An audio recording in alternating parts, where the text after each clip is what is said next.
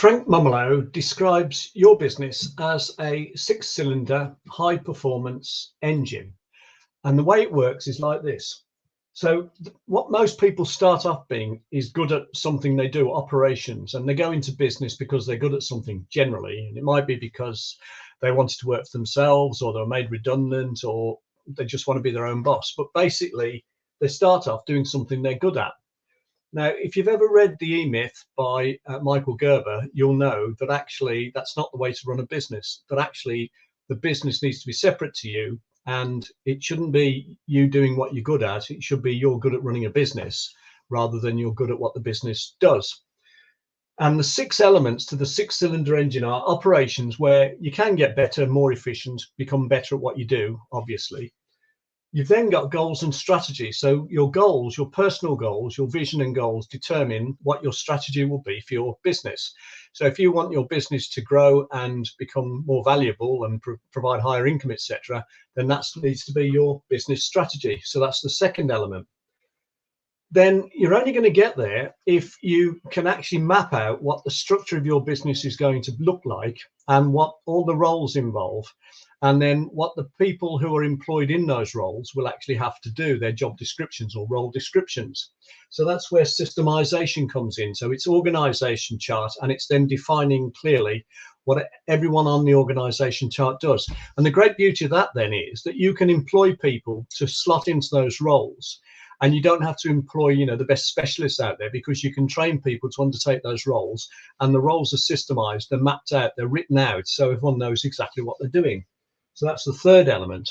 Now, the really important bits then to grow the business are you need to understand your numbers, and you need to be good at sales and marketing, but good at sales and marketing in a strategic way, which is basically understanding things like the buyer's journey, and the fact that there's certain things you need to include in any piece of marketing. So it's not just about sort of singing your own praises, and it's not just about cliches and phrases that don't mean anything. There's a special way to do it.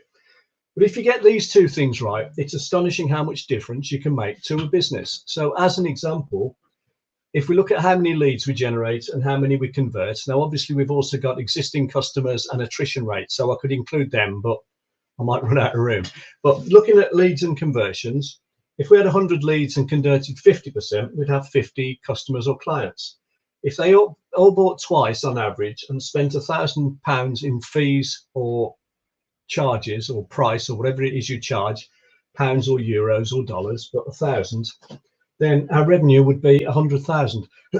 Now, if our gross margin was 60%, we'd make a gross profit of 60,000.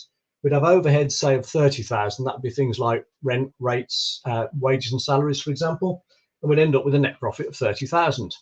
Now, if you could make a 10% improvement in each of those numbers, so you generate 110 leads, you convert 55% of them instead of 50, you'd end up with 60 clients instead of 50, or customers, clients or customers.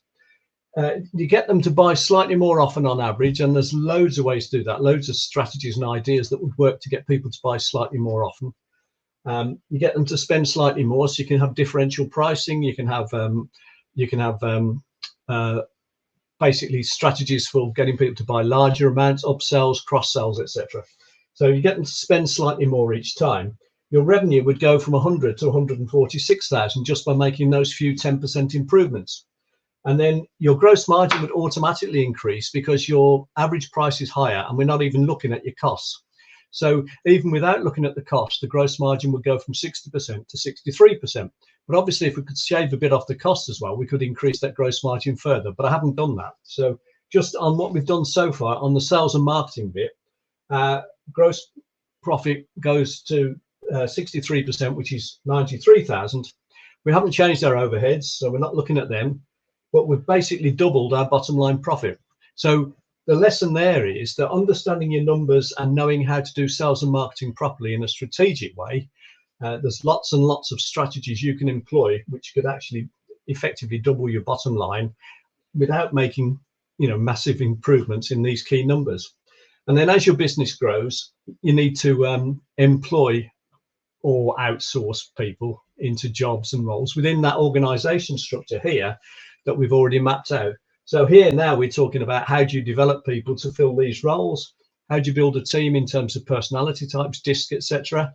How do you train people, keep them motivated, etc.? So all of those elements are the 6 elements that go to make up a 6-cylinder business. Thanks to my ex-colleague Frank Mumolo for inventing the concept.